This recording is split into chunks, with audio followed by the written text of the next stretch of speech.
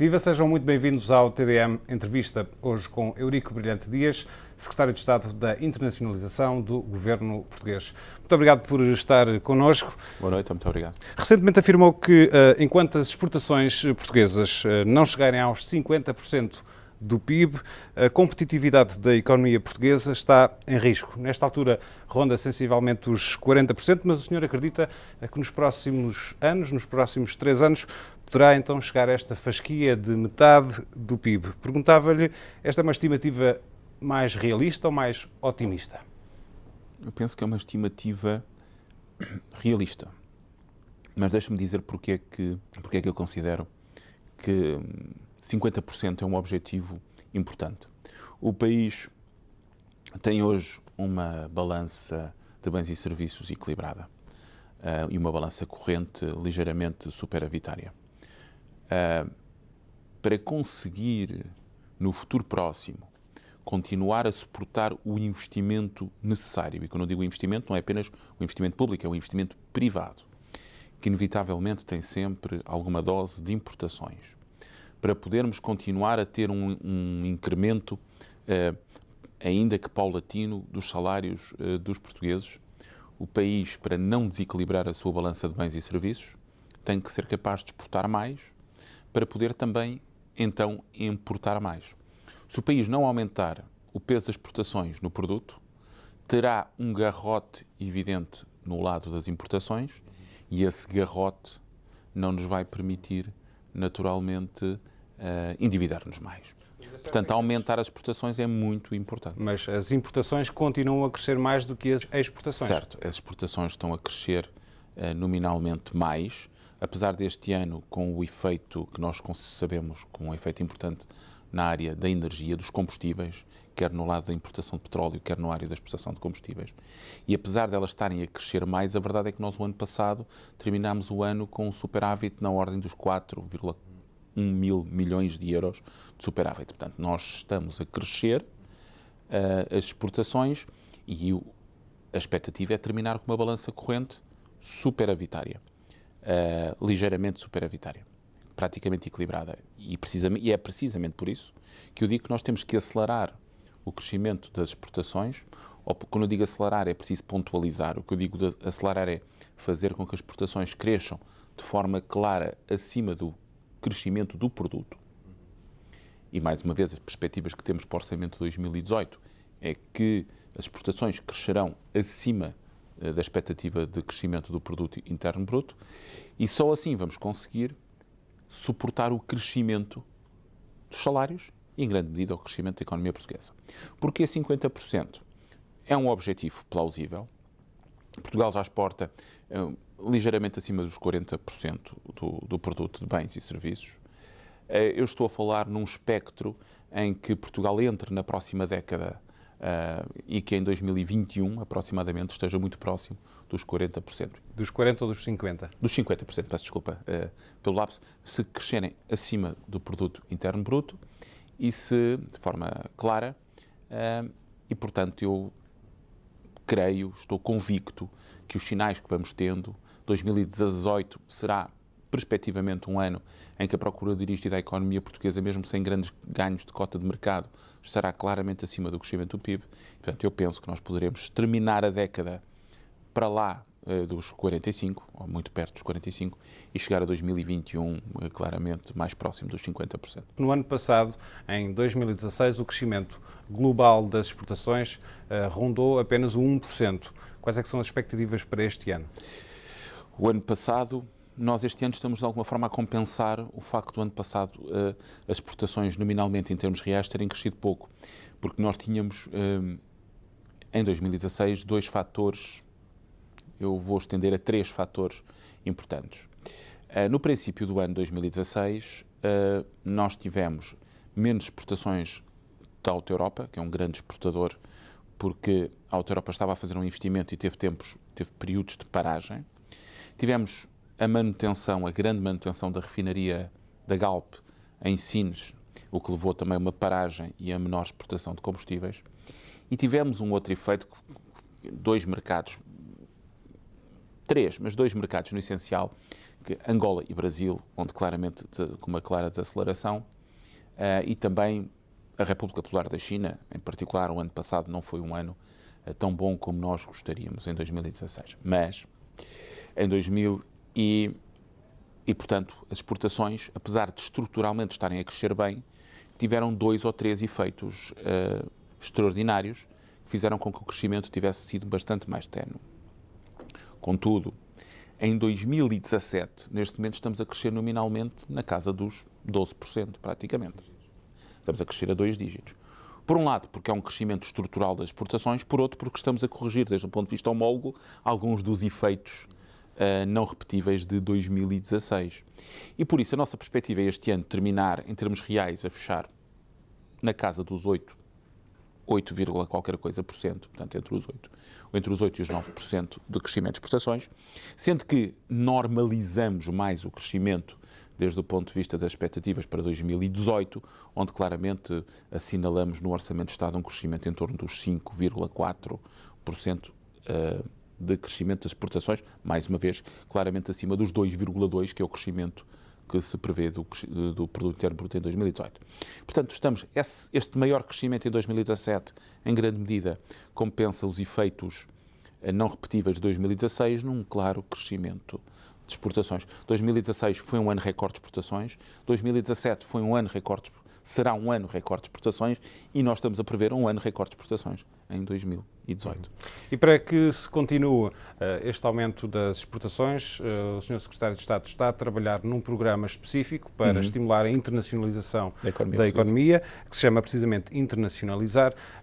Já foi apresentado um conjunto alargado de medidas, mais de meia centena. O que lhe perguntava era, entre tantas medidas, que nos destacasse uma ou outra que lhe pareça mais importante, em que deposita mais expectativas para alavancar as exportações portuguesas.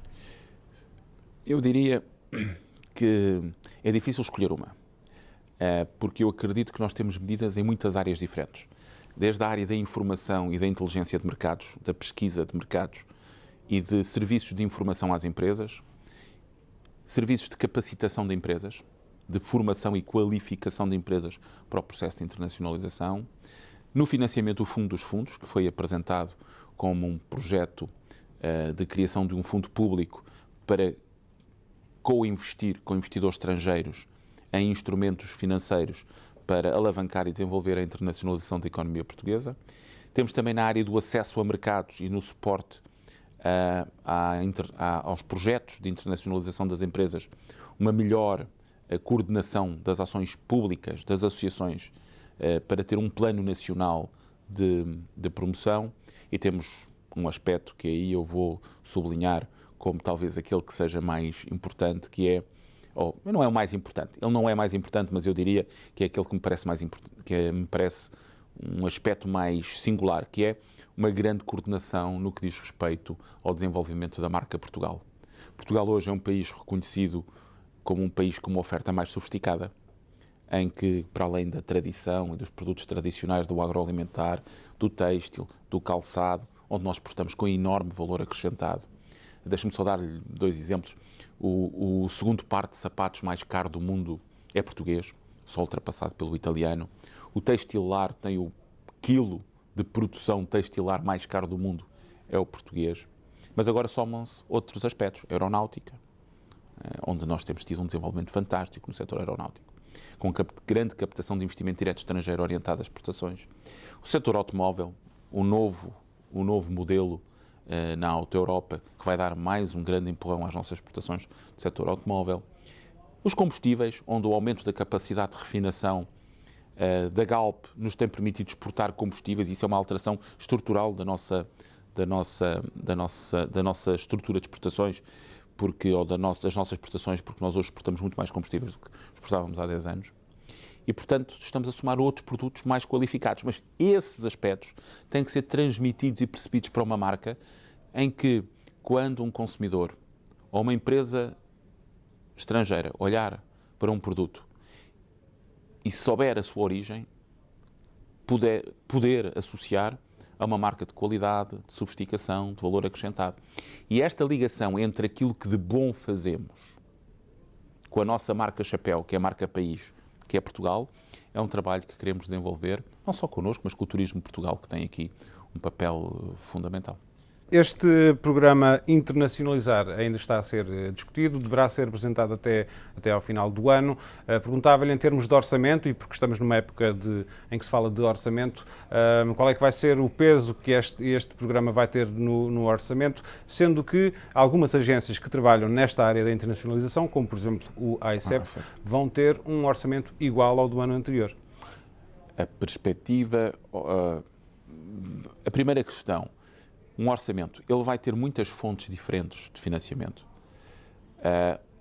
Sistema de incentivos com cofinanciamento de fundos estruturais, dos fundos da União Europeia, do Portugal 2020. Terá também dotações das empresas e das associações, naquilo que é componente nacional. Terá o orçamento da AICEP, também cofinanciado por fundos comunitários, mas também com dotação nacional. E, portanto, ele terá muitas fontes. E elas estão plasmadas no orçamento, ou nos orçamentos, porque teremos também, naturalmente, 2019 e depois 2020, naturalmente. Mas consegue avançar com uma estimativa? Eu não avanço com uma estimativa porque eu não consigo estimar neste momento, por exemplo, o Plano Nacional de Promoção, que tem a AICEP, as associações empresariais e as empresas têm fontes diferentes. Deixa-me lhe dar só um exemplo.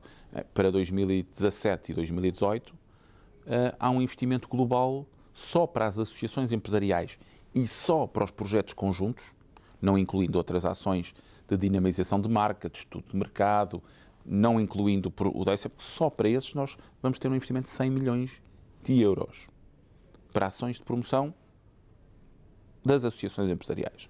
Se somar a isto os investimentos que as associações, que as empresas estão a fazer, quer PMEs, quer grandes empresas, somar a um plano de promoção da AICEP que andará muito perto dos 4 milhões a 5 milhões de euros. Somar a isto aquilo que o Turismo Portugal irá contribuir para o desenvolvimento da marca Portugal e para a promoção que faz de Portugal enquanto destino turístico. Se somar a isto aquilo que estamos globalmente a investir, Ministério a Ministério, na coordenação das nossas ações de promoção. Eu estou aqui, a senhora Ministra do Mar irá estar na República Popular da China dinamizando o setor do mar em Portugal.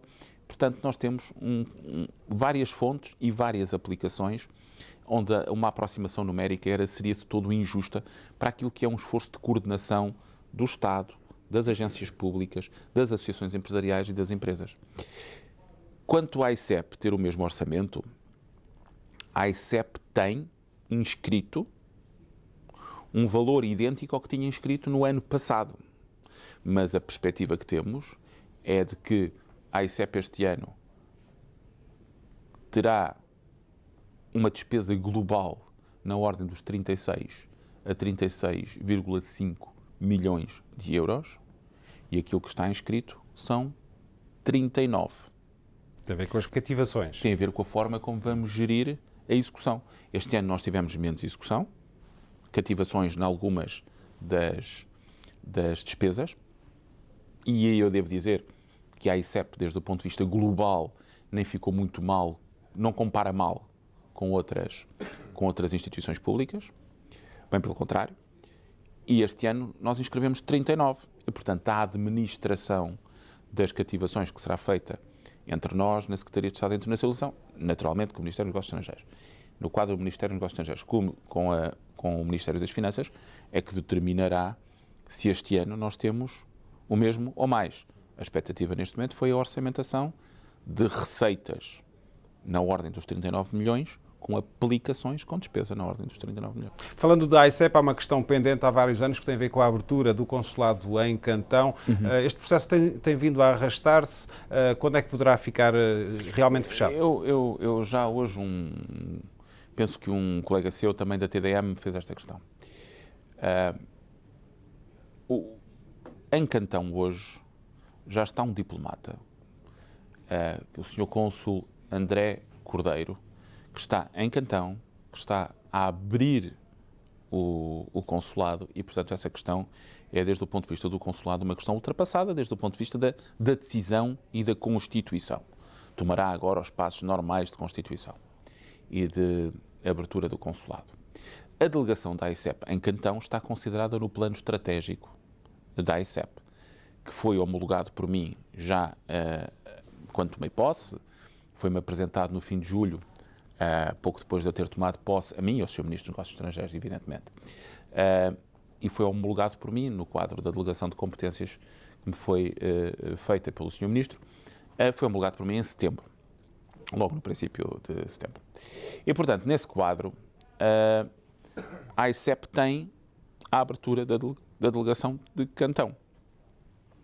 Essa delegação abrirá dentro do período do plano estratégico, que é um plano estratégico 17, 18 e 19, sendo que nós perspectivamos, porque a AICEP tem um conjunto de investimentos muito importantes também a fazer, desde o ponto de vista do seu funcionamento e da sua estrutura, perspectivamos que ele possa abrir durante este período, e provavelmente em 2019, mas não é o facto de nós, neste momento, não termos delegação em Cantão, que faz com que o consulado em Cantão, na sua Constituição, também ele não tenha que acompanhar o serviço económico, em particular o apoio às empresas e à captação de investimento direto estrangeiro. No âmbito deste programa internacionalizar, as delegações na China vão ter um papel mais reforçado? A AICEP tem um papel central porque o programa internacionalizado tem um modelo de governação, onde a grande coordenação técnica é feita pela AICEP. Tem uma coordenação política, desde o ponto de vista do Ministério dos Negócios Estrangeiros, do Ministério da Economia e do Ministério das Finanças. Mas a coordenação técnica, evidentemente, é feita pela AICEP. E, nessa medida, a AICEP tem um papel absolutamente central. Eu fui administrador da AICEP e, portanto, como eu costumo dizer, tenho sempre a camisola vestida e sei da relevância. Para executar o programa e, ao mesmo tempo, o plano estratégico, aquilo que nós estamos a fazer, e pensado é, reforçar a República Popular da China, abrindo, neste período temporal, Cantão, Xangai, Pequim e, naturalmente, Macau. Para se perceber melhor o que é que o AICEP vai passar a poder fazer, que não pode fazer agora, depois deste programa? A AICEP terá, no programa Internacionalizar, para além do seu plano estratégico, um conjunto de atividades que terão dotação orçamental específica para a promoção, para a captação de investimento direto estrangeiro, por exemplo, com conclusão da rede dos chamados FDI Scouts, que é uma rede específica de colaboradores da agência que trabalham com a agência para focar-se na captação de investimento direto estrangeiro.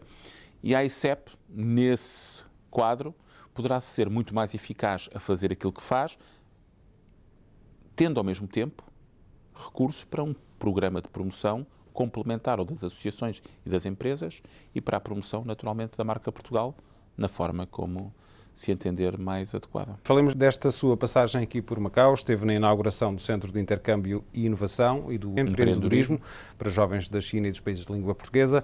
Esteve também no arranque da exposição de produtos e serviços de países de língua portuguesa. Perguntava-lhe como é que olha para a representação de Portugal nesta mostra, como é que olha para o papel de Macau como ponta de lança para a entrada no mercado chinês. É uma questão recorrente, cada vez mais importante, à medida que a própria economia chinesa se vai fortalecendo e assumindo cada vez uma maior preponderância à escala global.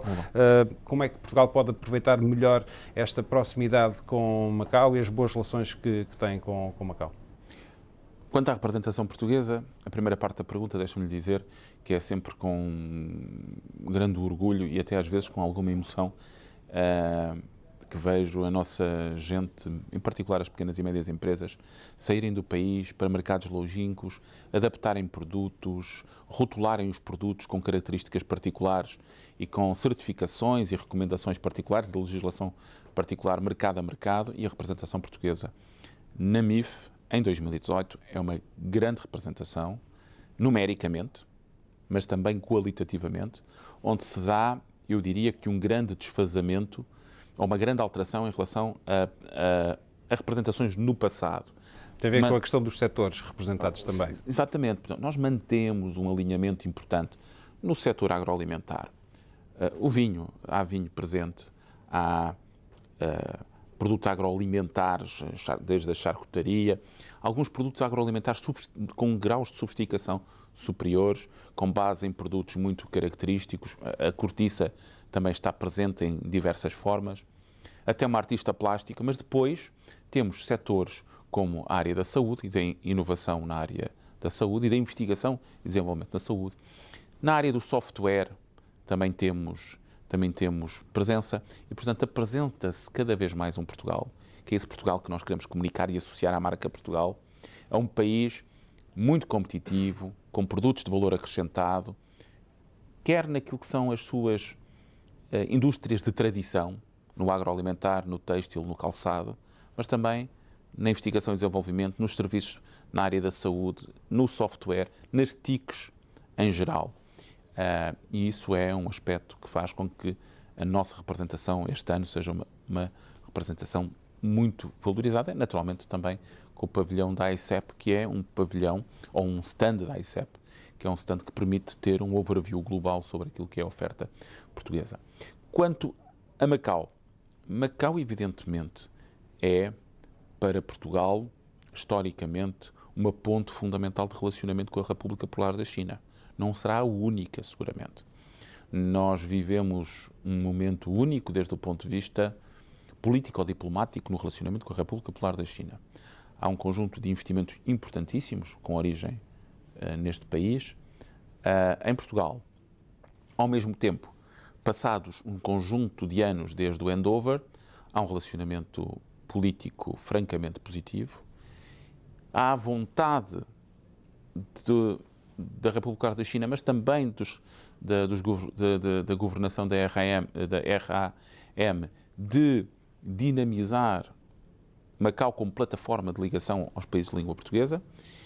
E há uma nuance, que não é uma pequena nuance, eu penso que é uma grande nuance, que é o facto de se afirmar cada vez mais a cooperação trilateral como um instrumento fundamental para o desenvolvimento. E nessa cooperação trilateral, China e Portugal são dois vetores fundamentais para poder desenvolver e investir, desenvolver mercados e investir em terceiros mercados, quer nos PLPs, naturalmente, prioritariamente, quer, em alguns casos, noutros países. Veja-se, por exemplo, o caso da EDP com a China Three Gorges e como alguns projetos no Brasil vão sendo desenvolvidos num terceiro país e num terceiro mercado, neste caso no Brasil. E isto é uma área muito interessante e que nós continuaremos a aprofundar. Já afirmou que seria bom que o país conseguisse mudar a estrutura do investimento externo, da atração de investimento externo. Acabou de falar num bom exemplo de um grande investimento em Portugal,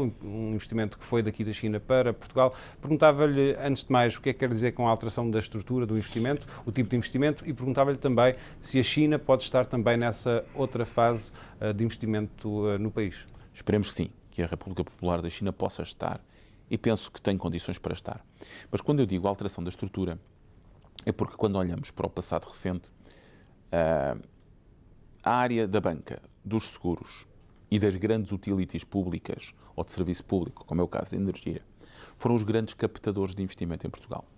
O investimento na indústria transformadora e até nos outros serviços tem uma percentagem relativamente reduzida.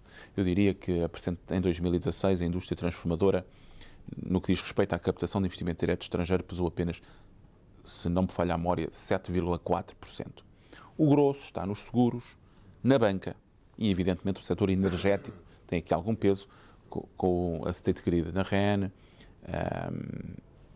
e a China Three Gorges na EDP. No fundo, estamos a falar da necessidade de atrair investimento mais produtivo no país. Mais produtivo. E aí há um grande alinhamento com o interesse também de Macau.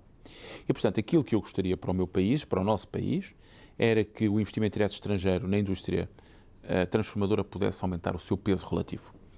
Não dizemos que não é bom termos investimento direto estrangeiro na banca ou nos seguros, isso não, evidentemente que não, nem que o investimento na energia não é um investimento importante. O que estamos a dizer é que gostaríamos que o peso da indústria transformadora fosse crescendo, esse investimento em indústria mais produtiva criasse postos de trabalho e mais, nos ajudasse a exportar mais.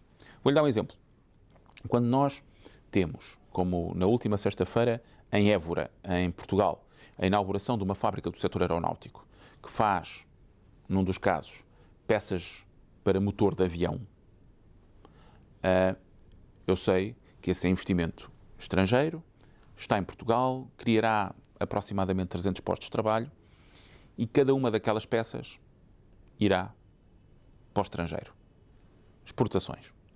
E, portanto, isso é um ciclo virtuoso entre a captação do investimento direto estrangeiro, a criação de postos de trabalho e de impostos e depois de exportações. E nós temos que aumentar o peso do investimento direto estrangeiro com esta natureza. E é por isso que eu falo de uma alteração estrutural, onde eu penso, naturalmente, que a República Popular da China tem, como grande ator da economia mundial, terá naturalmente um papel a desempenhar. Temos estado a falar de economia, propunha que falássemos também um pouco sobre política. O senhor é um conhecido segurista, da linha segurista do PS, de António José Seguro. Disse já que será sempre um segurista. Na altura em que se encontrou esta solução política, que está na base de sustentação desta solução governativa, foi uma das vozes mais críticas dentro do PS. Afirmou mesmo que quem ganha as eleições deve governar e quem perde deve ir para a oposição. Entretanto, houve este trajeto de aproximação. Nesta altura, integra o governo. Perguntava-lhe o que é que o fez mudar de ideias. Há dois aspectos. Ser sempre segurista é evidentemente porque eu serei sempre, fui sempre não só leal, mas como empenhadamente um membro da direção do partido num momento muito difícil do país, mas também um momento muito difícil do partido. E, portanto, a minha lealdade e a convicção de que fizemos as coisas certas e aquelas que não eram só apenas as coisas certas para o partido, eram as coisas certas para o país, essa minha convicção mantém-se, para além da minha amizade, grande amizade com o Dr. António José Seguro, que é um grande português e que serviu o país e o partido entre 2011 e 2014 em condições muito difíceis. Nessa medida, eu tenho um grande apreço pessoal por ele e, portanto, isso é uma questão que não será ultrapassada nunca, esse meu apreço e essa minha amizade. A solução governativa tinha um desafio e havia quem achasse que era possível que esse desafio fosse vencido e outros que menos. E entre aqueles que pensavam que não seria possível ou que a probabilidade seria baixa, estava eu. Em particular, porquê? Porque o grande desafio era compaginar a política económica e orçamental necessária a cumprir os compromissos que o país tem com a União Europeia e, em particular, os compromissos no quadro da União Económica e Monetária, porque a opção por pertencer ao euro é uma opção estrutural do partido e penso que do país e da larga maioria dos portugueses. Mas não é dos partidos que suportam este governo? Ao mesmo tempo, era preciso assegurar isto e, ao mesmo tempo, garantir o apoio político daqueles que, legitimamente, é isso, não está sequer em questão, têm vindo a considerar que a participação de Portugal no euro é questionável e que não assumiam e não assumem as restrições da União Económica e Monetária como restrições que se devam cumprir, aliás, na linha que consideram que a pertença à zona do euro, à zona monetária do euro, não é sequer benéfica para o país, pelo menos é esse o seu entendimento. Portanto, essas eram as objeções de princípio, digamos assim. Era a grande questão, o grande desafio. E o Dr. António Costa, aquilo que disse, que propôs ao partido, foi um caminho em que era possível cumprir, era possível ter um acordo com aqueles que advogavam um caminho diferente e, ao mesmo tempo, cumprir com os compromissos assumidos pelo país no quadro da União Económica e Monetária. E eu tenho que dizer hoje, e já o disse em entrevistas noutras circunstâncias, o caminho prosseguido mostra que o Dr. António Costa, nesse aspecto, tinha absolutamente razão. E a verdade é que Portugal saiu do procedimento de déficit excessivo, Portugal apresenta o menor déficit da sua democracia em 2016 e voltará a ter o menor déficit em 2017 e aponta para um déficit ainda menor em 2018. Portugal tem uma balança, fê-lo com uma balança corrente equilibrada e com uma balança de bens e serviços superavitária. Portugal fê-lo ao mesmo tempo que devolveu rendimentos aos funcionários públicos, aos pensionistas, que devolveu mínimos sociais e repôs mínimos sociais anteriores aos cortes efetuados pela famosa Troika e, portanto, essa compaginação foi possível. E o país hoje está a crescer. Agora, também é importante dizer que a agenda e o programa do PS apostavam mais numa dinamização do mercado interno, mas não tem sido isso que tem alavancado a economia e tem sido mais nesta questão da internacionalização, que é a sua pasta, tem sido mais por aí que tem acontecido o crescimento. Eu penso que aí é evidente que a aceleração da reposição de rendimentos, e isso era uma diferença notória entre o programa do PS e o programa, na altura, do PS e do CDS, levaria a um aumento mais importante da procura interna. Não só da procura interna, mas também do investimento. Mas a verdade é que o programa do Partido Socialista era um programa que apostava também no crescimento das exportações. E não de uma forma mutuamente exclusiva, como se nós tivéssemos que apostar ou na procura interna ou na procura externa. Elas não são mutuamente exclusivas. Nós precisamos de confiança dos empresários, das empresas, para que eles possam investir, mas investir também para exportar. Se me der um minuto, eu explico um exemplo que repetidamente tentei que a Troika compreendesse, aliás, na altura, ao lado do Dr. António José Seguro. Uma empresa que exporta 50% do que produz, significa que os outros 50% vende no mercado interno. Se eu tiver uma grande contração do mercado interno e diminuir fortemente a procura do mercado interno, esta empresa terá menores condições de aumentar as exportações, porque terá menores condições financeiras para investir e para estar noutros mercados, para diversificar mercados. Uma empresa que perde uma parte substantiva das suas vendas no mercado interno tem mais dificuldades em aumentar as suas exportações. Por isso nós não podemos ver isto como algo mutuamente exclusivo. E, aliás, essa nunca foi a posição do Partido Socialista, em qualquer momento, dizer que nos concentraríamos absolutamente na procura interna. Isso não... O que considerámos, sim, foi que a procura interna era essencial para estabilizar a economia portuguesa, depois de alguns anos de depressão, e que isso era essencial, inclusive, para que o país pudesse aumentar o seu grau de abertura, aliás, o que tem acontecido em Portugal nos últimos 2 anos. As suas reservas iniciais em relação ao Governo terão estado entre as razões pelas quais não integrou este Governo desde o início, está no Governo desde o chamado caso Galp. Perguntava-lhe, ainda assim, apesar de não ter estado desde o início, perguntava-lhe...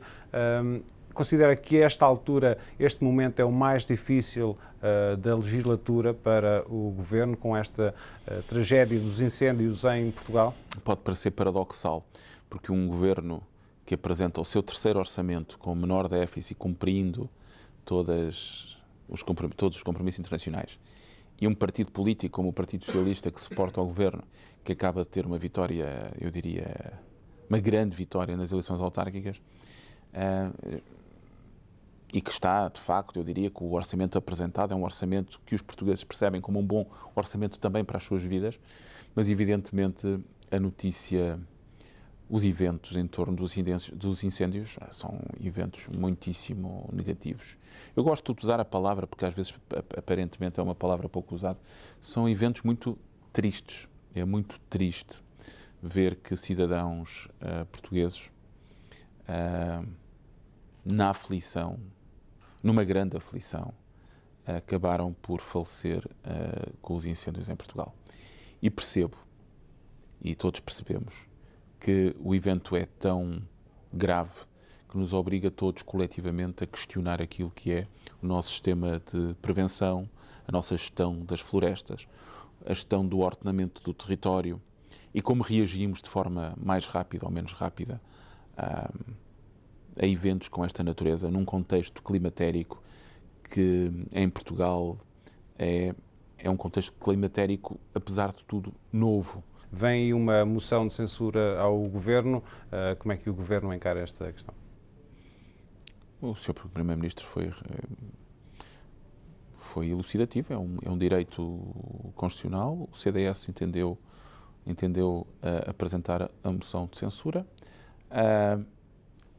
O Governo seguramente irá fazer esse debate com grande empenho na próxima semana, penso que na próxima terça-feira, se não me falha a memória, e a percepção que temos, aquilo que pensamos que pode acontecer, é um grande reforço e um reforço deste Governo com uma clara rejeição da moção de censura. É naturalmente para isso que o Governo se baterá. Senhor Secretário de Estado, mais uma vez, muito obrigado por ter vindo ao TDM Entrevista. Muito obrigado. Nós voltamos na próxima semana. Contamos consigo. Até lá.